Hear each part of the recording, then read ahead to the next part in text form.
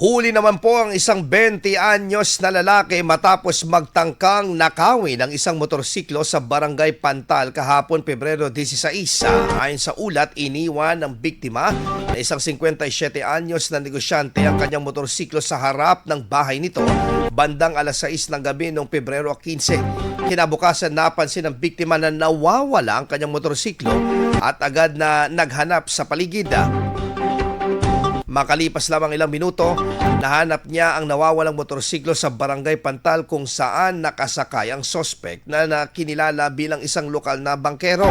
Agad siyang humingi ng tulong kaya nahuli ang nasabing sospek sa nasabing lugar.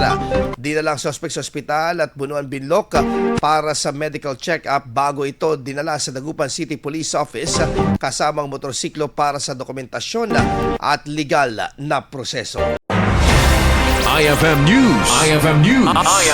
IFM News.